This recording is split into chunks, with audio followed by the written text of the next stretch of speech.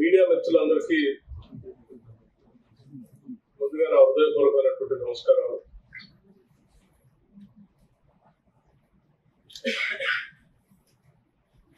మొట్టమొదటిసారి Bhadradri thermal power station ని పరిశీలించడానికి, అవగాహన చేసుకోవడానికి ఇక్కడ రావడం జరిగింది. ఇప్పటి వరకు దీనికి సంబంధించినటువంటి సమగ్రమైన సమాచారాన్ని రివ్యూ రూపేణా తెలుసుకోవడానికి ప్రయత్నం చేశాం. నాతో పాటు ఇక్కడ స్థానిక శాసనసభ్యులు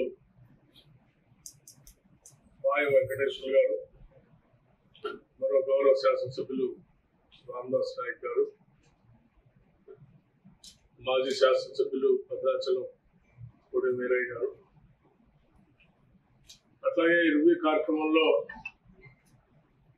energy principal secretary Shri Rizvi గారు, మా ఎన్పిడిసిఎల్ సిఎండి వరుణ్ గారు, ఈ థర్మల్ పవర్ స్టేషన్ సంబంధించినటువంటి చీఫ్ ఇంజనీర్ తో పాటు మిగతా ప్రాజెక్ట్ డైరెక్టర్స్ కూడా కొంతమంది పాల్గొన్నారు. కూడా తొలగించుకొని అప్డేట్ చేసుకోవాలని చెప్పి ఆనాటి యూపీఏ ప్రభుత్వం 2017 కల్లా చేస్తామని చెప్పి ప్రకటించినప్పుడు కూడా కొత్తగా పెట్టే దాంట్లో కూడా సబ్ క్రిటికల్ టెక్నాలజీ పెట్టి ఆ లక్ష్యాలకి లేకపోతే ఆ సూచనలకి అఘాతం కలిగించేందుకుగా పెట్టినటువంటి సబ్ క్రిటికల్ టెక్నాలజీ పెట్టిన భద్రాద్రి పవర్ ప్రాజెక్టు డెఫినెట్ గా ఇది భారంగా మారిందని చెప్పడంలో నాకు లేదు.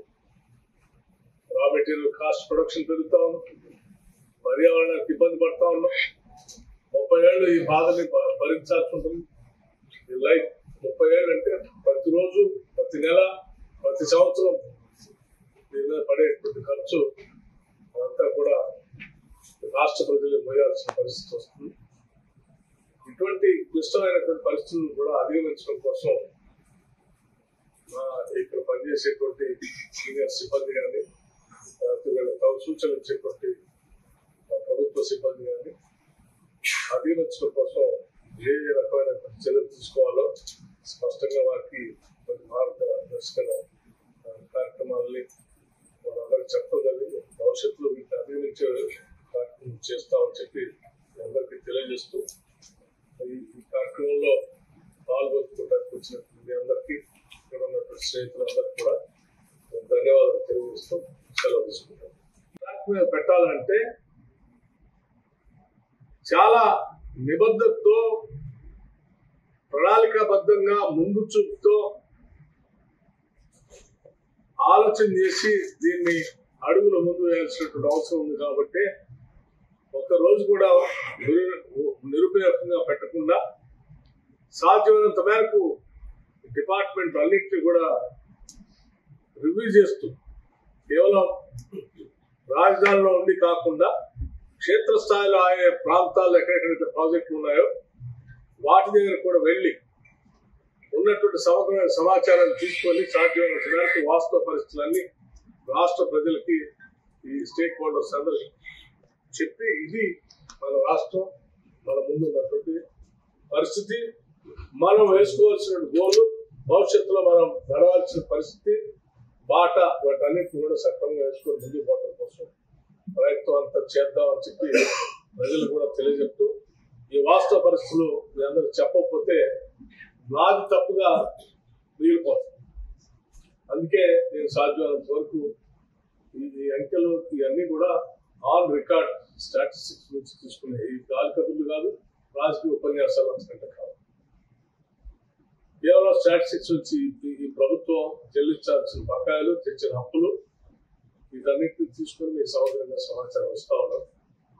ఇది నిజంగా ఎందుకంటే పవర్ సెక్టార్ ఇంత లోతుల్లో లోతుల్లో అప్పుల్లో ముంచేయటం అంటే ప్రతి పనికి ఈరోజు పవరే కావాలి, ప్రతి ప్రొడక్షన్ కి పవరే కావాలి. మనిషి మనుగడికి మొత్తం రోజు ఆ ఉదయం లేచిన రాత్రి పడుకునేంత మళ్ళీ నిద్రపోయినప్పుడు కూడా మనకు కావాల్సింది పవరే.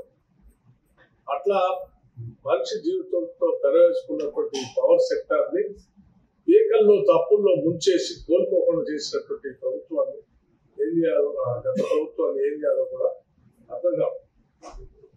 కానీ బాధ్యత కలిగినటువంటి ఈనాటి కాంగ్రెస్ ప్రభుత్వం తప్పనిసరిగా లోతుగా అధ్యయనం చేస్తూ ఆయా వ్యవస్థల్లో పనిచేస్తున్నటువంటి ఉద్యోగ వ్యవస్థలందరూ కూడా ఒక పాజిటివ్ దృక్పథంతో ఈ ఉన్న సమస్యలన్నింటినీ కూడా అధిగమించి ముందుకు పోతూ ఈ సమాజానికి, ఈ రాష్ట్రానికి కొన్ని లక్ష్యాల కోసం మనం ఈ రాష్ట్రాన్ని తెచ్చుకున్నాం.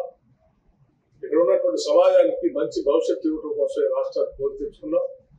ఇక్కడ ఉన్నటువంటి నిరుద్యోగ యువతకి ఉద్యోగ అవకాశాలు కల్పించడానికి రాష్ట్రాన్ని తెచ్చుకున్నాం. ఇక్కడ ఉన్నటువంటి వనరుల్ని ఈ ప్రాంత ప్రజల అభివృద్ధి కోసం వాడుకొని ఒక మంచి రాష్ట్రంగా దీన్ని దేశంలో పోటీపడిగా తయారు చేసుకోవడం కోసం రాష్ట్రాన్ని తెచ్చుకున్నాం. కాబట్టి ఆ లక్ష్యాలని చేరుకోవడం కోసం మనమందరం కలిసికట్టుగా ఉద్యోగ వ్యవస్థ, అట్లాగే పౌర సమాజం అందరం కలిసి ఆ లక్ష్యాలను చేర్చుకోవడం కోసం అంకితం అవుతూ, ఈ సమాజ అభివృద్ధి కోసం అంకితం అవుతూ, ఈ తెచ్చినటువంటి కష్టాలు, గత ప్రభుత్వం ఇచ్చినటువంటి ఇబ్బందులు, అప్పుల్ని వీటన్నింటిని అధిగమిస్తూ ముందు పోవటం కోసం అందరం ప్రయత్నం చేద్దామని చెప్పి ఈ సందర్భంగా మనవి చేస్తూ, సరే భద్రాద్రి థర్మల్ పవర్ స్టేషన్ అందరికి తెలిసిందే, ఇదో పెద్ద సమస్య.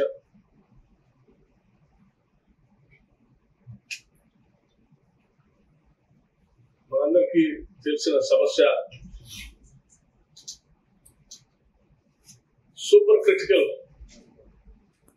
టెక్నాలజీని వాడుకుని సాధ్యమైనంత వరకు రా మెటీరియల్ మాక్సిమం యూటిలైజేషన్ తెచ్చుకోవడం కాకుండా పర్యావరణానికి ఇబ్బంది లేకుండా ఉండేటట్టుగా ప్రపంచవ్యాప్తంగా ఉన్నటువంటి మేధావులు, పాలకులు, అభివృద్ధి చెందిన దేశాలన్నీ కూడా సూపర్ క్రిటికల్ టెక్నాలజీలో పోవాలని చెప్పి స్పష్టమైనటువంటి మార్గాలు నిర్దేశించినప్పటికీ, అలాగే భారతదేశంలో కూడా 2017 కల్లా గతంలో పెట్టిన ఉంటే కూడా 2014 నాటి ఒకసారి ఆలోచించి ఆనాటి ప్రభుత్వాలు మొత్తం పవర్ పర్చేజ్ కోసం ఉన్నటువంటిది 7,259 కోట్ల రూపాయలు మాత్రమే. ఈ రాష్ట్ర విభజన జరిగే నాటికి పవర్ పర్చేజ్ పేరు మీద ఉన్నటువంటి బకాయి కేవలం 7,259 రూపాయలు మాత్రమే. కేవలం ఈ 9.5 ఏళ్ళు 10 ఏళ్లలో 59,580 కోట్ల రూపాయలు కేవలం పవర్ పర్చేజ్ కోసం వీళ్ళు ఖర్చు పెట్టింది. కొలదు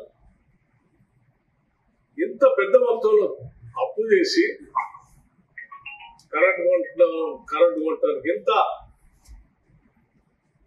ఇక నేను భద్రాద్రి థర్మల్ పవర్ స్టేషన్ పెడుతున్నా, యాదాద్రి పవర్ స్టేషన్ పెడుతున్నా అని దానికి అప్పు, దానికి ఆ రెండింటికి ఒక 50,000 కోట్లు. అసలు ఏడ చూసినా అంటే అన్ని వచ్చిన ప్రతి డిపార్ట్మెంట్ ని అప్పుల రూపేణ తాకట్టు పెట్టి రాష్ట్రాన్ని, సమాజాన్ని అత్యంత భయంకరమైన ఆందోళనకర పరిస్థితులు రాష్ట్ర ప్రభుత్వం, గత ప్రభుత్వం నెట్టేసి. అందుకే వాస్తవ విషయాలన్నీ కూడా మేము మొన్న సాధ్యమైనంత మేరకు శాసనసభలో బయట ప్రజలకు చెప్పడం కోసం ప్రయత్నం చేశాం. వైట్ పేపర్, శ్వేతపత్రం రూపేణ. ఈ ఆందోళనకరమైనటువంటి ఇన్ని వేల కోట్ల రూపాయల అప్పులు చూస్తూ ఉంటే ఒక్కొక్క శాఖకి స్పెషల్ సెక్రటరీ గారు కూడా కృష్ణ భాస్కర్ గారు కూడా పాల్గొన్నారు. మీడియా మిత్రులతో మాట్లాడే ముందు కొంత ఈ పవర్ సెక్టార్ సంబంధించినటువంటి సమాచారం మీ ద్వారా రాష్ట్ర ప్రజలతో కొంత పంచుకోవాలనుకుంటున్నాను. తెలుస్తున్నటువంటి అంకెలు, సంఖ్యలు, సమాచారం చాలా ఆందోళనకరంగా ఉంది. తెచ్చుకున్న తెలంగాణ రాష్ట్రంలో అద్భుతమైనటువంటి జీవితాలు మనకందరికీ అంది వస్తాయని ఆశించి మిగులు బడ్జెట్తో కూడినటువంటి రాష్ట్రాన్ని గత 10 ఏళ్ల పాటు టీఆర్ఎస్ పార్టీ సంబంధించినటువంటి నాయకత్వం చేతిలో పెడితే ఇప్పుడున్నటువంటి ఈ లెక్కలు చూస్తా ఉంటే చాలా ఆందోళనకరంగా భవిష్యత్ తరాలకి మనం ఎటువంటి రాష్ట్రాన్ని అందించారో చాలా ఆశ్చర్యకరంగా, ఆందోళనకరంగా ఉన్నటువంటి ఈ లెక్కలు తప్పనిసరిగా మీ అందరికీ రాష్ట్రానికి కూడా తెలియాలని నేను అనుకుంటున్నాను.